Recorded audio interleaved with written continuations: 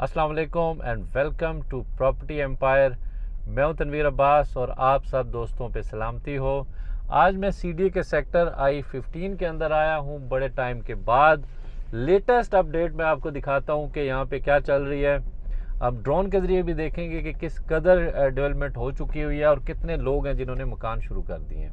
करीब करीब 2 साल हो चुके हुए हैं कि इस सेक्टर को पोजीशन मिल चुका है सीडीए की तरफ से, लेकिन उस तरह से प्राइसेस नहीं बढ़ सकी, बल्कि प्राइसेस बढ़ने की बजाय नीचे आई हैं। इसका रीज़न आज ढूंढने की कोशिश करेंगे कि I-15 के अंदर प्राइसेस नीचे किस वजह से आई हैं। वो मैं आपको कोशिश करूंगा समझाने की एग्जांपल्स के साथ। तो आ जाए इस वीडियो में। I-15 के अंदर हूँ मैं ऑलरेडी और हम देखते हैं 4 से मैं स्टार्ट करता हूँ। तो 4 के अंदर ये कुछ मकान बनना शुरू हुए हैं। पिछले 2 साल पहले में इसका पोजीशन मिला था और 2 साल के अंदर उस तरह से ना इस्तेकाम आ सका, ना प्राइसेस बढ़ सकी।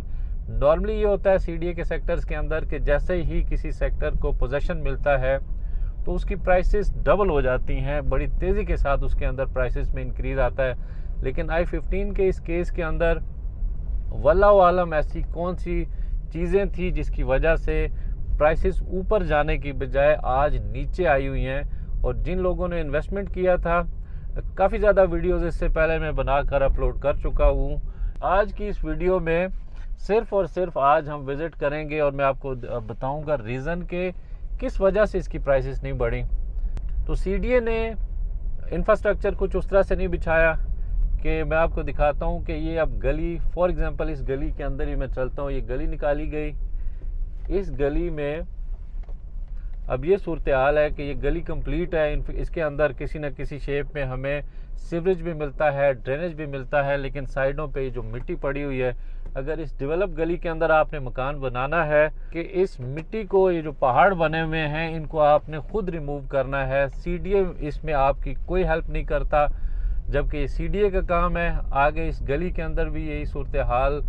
ये देखिए दोनों साइडों पे मिट्टी के पहाड़ हैं और यहाँ पर अल्लाह गवाह है कि इस जगह पे मैं अभी अकेला हूँ और मुझे खुद खौफ आ रहा है कि किसी साइड से भी कोई और यहाँ पर कुछ इस तरह के इंसिडेंट हुए भी हैं लोगों के साथ कि लोग विजिटर्स जो आते हैं उनको गन पॉइंट के ऊपर यहाँ पे लूट लिया जाता है।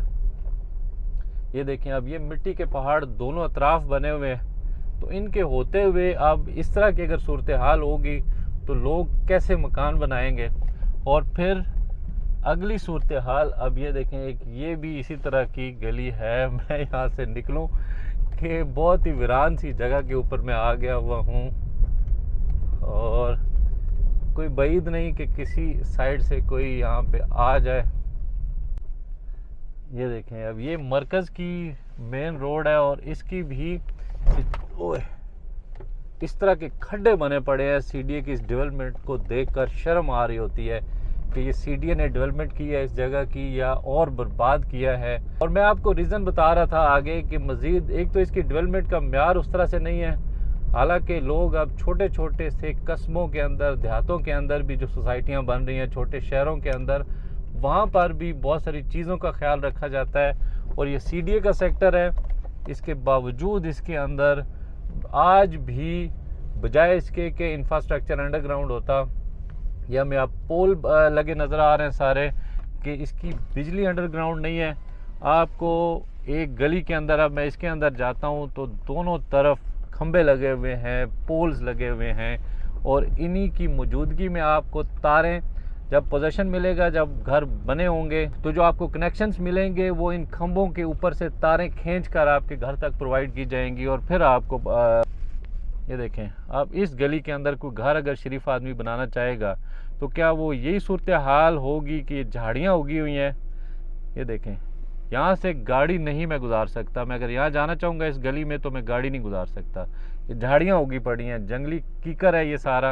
अलबत्ता जो शुरू वाला एरिया था I-15 का, 4 का मेन रोड के पास, उसके अंदर कुछ घर बनना शुरू हुए हैं। और अंदर 4 का ये वाला हिस्सा, यहाँ पर भी मुझे आज कुछ घर एक साथ देखने को मिले हैं। लेकिन लोगों ने 100% अपनी मदद आपके तहत इनको यहाँ पे बनाया है।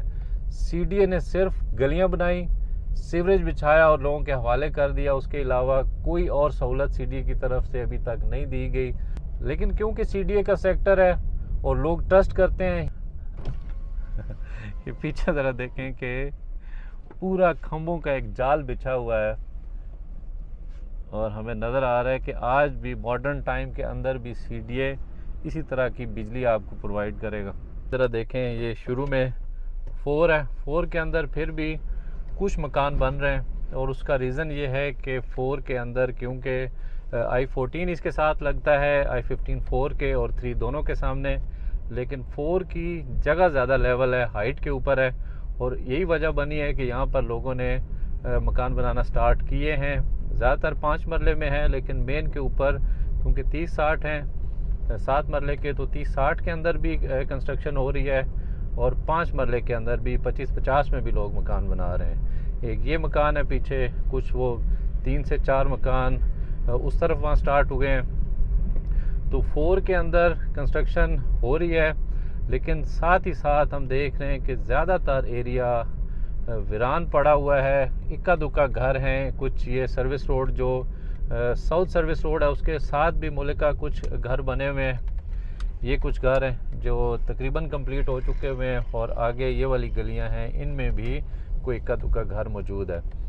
उसके अलावा अगर आप सारे चारों सब सेक्टर में आपको दिखाऊं तो 1 है, ये सामने 1 की ये सूरत हाल है कि 1 में भी कोई मकान शुरू नहीं हो सका।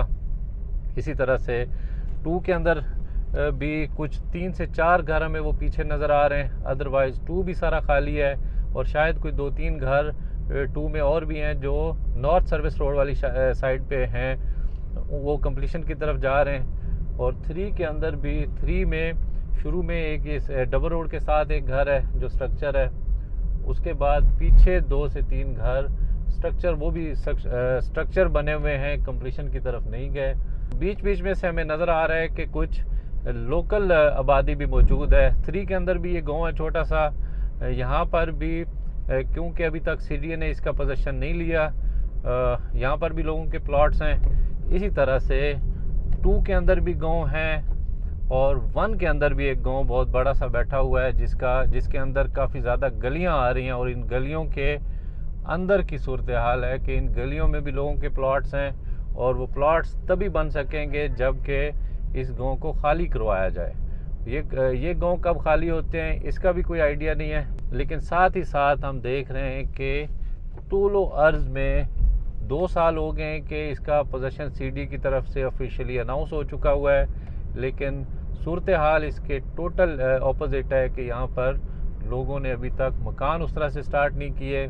उसकी वजह जानते हैं कि वजह क्या है। वजह सिर्फ ये है कि यहाँ पर जो CDA की डेवलपमेंट है वो बहुत अच्छी डेवलपमेंट नहीं है कि CDA ने गलियाँ काटी हैं, बेसिकली उनके अंदर जो पहाड़ हैं मिट्टी के वो ऐसे ही पड़े हुए हैं और मैक्सिमम एरिया 3 का, 2 का, 4 के अंदर भी, 1 की भी कुछ गलियाँ ऐसी हैं कि मिट्टी के पहाड़ हैं और इन पहाड़ के होते हुए जब लोग विज़िट करने के लिए आते हैं तो वो काफ़ी मायूस होते हैं।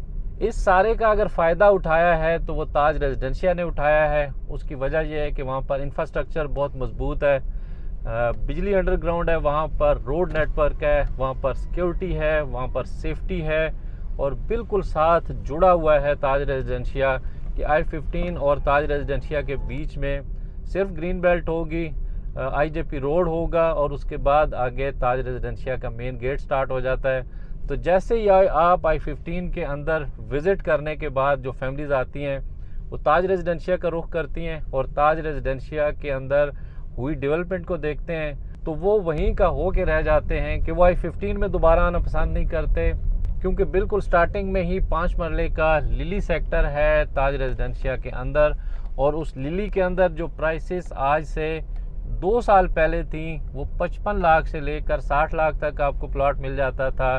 लिली हो या उसका आगे वाला सेक्टर है गार्डिनिया, वो दोनों सेक्टर्स अभी उतने ज़्यादा आबाद नहीं थे, थोड़े से घर बने हुए थे, लेकिन विजिटर्स जब वहाँ का रुख करते थे और वहाँ की प्राइस देखते थे तो तकरीबन सेम प्राइस थी, बल्कि जो I15 सेक्टर है उसके अंदर प्राइसेस ज़्यादा थी और ताज के अंदर कम थी। उसके बाद फिर लोगों ने वहाँ पर जब परचेजिंग स्टार्ट की तो आज वहाँ पे सूरत हाल ये है कि 55 से 60 लाख वाला प्लॉट आज उसकी जो प्राइस है वो तकरीबन 80 से 85 लाख रुपया है। और उसकी सिर्फ एक ही रीज़न थी, और वो रीज़न ये थी कि लोग विज़िट तो I-15 को करने आते थे, लेकिन परचेजिंग ताज रेजिडेंशिया में करते थे, क्योंकि इंफ्रास्ट्रक्चर था, इलेक्ट्रिसिटी अंडरग्राउंड थी, बाकी सेफ्टी और सिक्योरिटी के हिसाब से यहाँ पर जो फैमिलीज आती थी वो खौफ का शिकार थी I-15 के अंदर। और ताज ने उनको जो सिक्योरिटी प्रोवाइड की, जो इंफ्रास्ट्रक्चर था, उसको देखते हुए फिर फैमिलीज़ ने वहीं का रुख किया। और आज उसकी प्राइसेस बढ़ चुकी हैं कि वो 55-60 लाख से शुरू होने वाली उनकी प्राइसेस आज 80 लाख पे पहुंच गई हैं। तो उसकी रीज़न अगेन वही है कि ताज रेजिडेंशिया ने सामने होने का फ़ायदा उठाया, लोकेशन सेम होने का फ़ायदा उठाया, और डेवलपमेंट ज़्यादा तेज़ की अपनी, और डेवलपमेंट तेज़ करने के बाद लोगों ने वहाँ पे परचेजिंग भी की। और आज ताज रेजिडेंशिया के तीनों चारों जो शुरू वाले सेक्टर्स हैं उनके अंदर अच्छी खासी बड़ी तादाद के अंदर लोग आबाद हैं, फैमिलियाँ वहाँ पे रह रही हैं, वहाँ पर लोग फ्यूचर की इन्वेस्टमेंट भी कर रहे हैं, वहाँ पर लोग अपनी फैमिलीज़ के लिए भी परचेजिंग कर रहे हैं। और इसके अलावा एक और ट्रेंड वहाँ पे बन चुका हुआ है कि बहुत सारे लोग मकान बनाने के बाद वहाँ पर उन्होंने रेंट आउट कर दिए हैं। तो CDA के लिए लम्हा फिक्रिया है, बल्कि CDA के लिए क्या लम्हा फिक्रिया है, उन लोगों के लिए लम्हा फिक्रिया है जिन्होंने इस मकसद के लिए यहाँ इन्वेस्टमेंट की थी कि CDA का ये सेक्टर है, और CDA का सेक्टर होने की वजह से इसके अंदर प्राइसेस इसकी बढ़ेंगी। लेकिन उसका ऑपोजिट हुआ कि प्राइसेस बढ़ने की बजाय बुरे तरीके से रुकी हुई हैं पिछले 2 साल से, बल्कि कुछ केसेस के अंदर 1, 2 और 3 में प्राइसेस नीचे आई हैं। लेकिन एक अच्छी बात यह है कि आज भी वो लोग जो किसी और जगह पे CDA के किसी और सेक्टर के अंदर मकान नहीं बना सकते, वहाँ पे परचेजिंग नहीं कर सकते, उनके लिए आज भी ये चांस है कि वो यहाँ पर परचेजिंग करें। बहरहाल ये CDA का सेक्टर है, और CDA के सेक्टर में जो फैसिलिटीज़ हैं, लेटर ऑन जितनी फैसिलिटीज़ CDA के सेक्टर्स के अंदर होती हैं वो कोई प्राइवेट सोसाइटीज़ नहीं दे सकती होती। यहाँ पर जो पार्क्स हैं, प्लेग्राउंड्स हैं, शॉपिंग एरियाज़ हैं, और बाकी जो पब्लिक प्लेसेस हैं वो किसी भी सोसाइटी से ज़्यादा प्रोवाइड करता है CDA। बेशक वो काफ़ी टाइम लगाता है इसमें, इसकी डेवलपमेंट में, कि पार्क काफ़ी लेट बनते हैं, प्लेग्राउंड्स काफ़ी लेट बनते हैं, बाकी इंफ्रास्ट्रक्चर जो पब्लिक के लिए होता है वो काफ़ी टाइम बाद में जाके बनता है। लेकिन इसके बावजूद लोगों के लिए आज चांस है कि 5 मरले का प्लाट आपको 60 से 65 लाख से शुरू होता है, और 80 से 85 लाख तक आपको बेहतरीन किस्म का प्लॉट मिल जाता है। तो अगर आपने फ्यूचर में, क्योंकि फ़िलहाल शायद आप अपनी फैमिली को यहाँ मूव ना कर सकें, उसकी वजह मैंने आपको बताई कि यहाँ पर आज भी दिन में जाने से खौफ आता है, तो फैमिली आप मूव नहीं कर पाएंगे। हाँ, अलबत्ता फ्यूचर में अगर आप फ्यूचर के लिए इसको रखते हैं तो फ्यूचर में आप अपनी फैमिली के लिए यहाँ पे परचेजिंग कर सकते हैं, क्योंकि इसकी प्राइसेस बढ़ेंगी। अब ताज रेजिडेंशिया में प्राइसेस बहुत ज़्यादा हो चुकी हुई हैं, शायद उसका इम्पैक्ट यहाँ पर आए कि लोग इसी पे ट्रस्ट करें, और CDA का सेक्टर होने की वजह से यहाँ पर परचेजिंग करें, और उसकी वजह से यहाँ पर भी प्राइसेस बढ़ जाएं। अच्छा, मैं ये भी समझता था पहले कि I-15 के रेट्स की ना बढ़ने की एक वजह शायद इसकी दूरी भी है, कि बहुत ज़्यादा दूर है।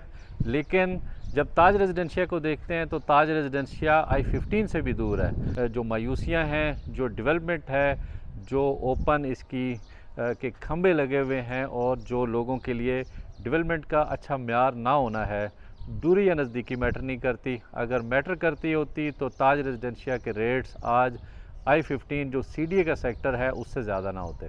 तो ये I-15 की एक मायूस कुन वीडियो थी। उम्मीद है आपको कुछ ना कुछ लाजमी समझ आ गया होगा। ओवरऑल मैंने आपको ड्रोन से भी दिखाया और कुछ समझाने की भी कोशिश की कि कौन सी ऐसी वजूहात हैं कि इसके रेट्स ऊपर जाने के बजाय नीचे आ गए। तो इसके मुतालिक किसी भी किस्म की और कोई इन्फॉर्मेशन आपको चाहिए, या फिर यहाँ पे आप सेल या परचेज़ करना चाहें, तो आप मेरे नंबर्स के ऊपर कांटेक्ट भी कर सकते हैं, और मुझे ऑफ़िस में भी विज़िट कर सकते हैं। G13 में मेरा ऑफ़िस है, तो आप मुझे ऑफ़िस में भी विज़िट कर सकते हैं। आज की I-15 की इस वीडियो में मैं इजाज़त चाहूँगा। इंशाल्लाह बहुत जल्द दोबारा आपसे मुलाकात होगी। तब तक के लिए अल्लाह हाफ़िज़।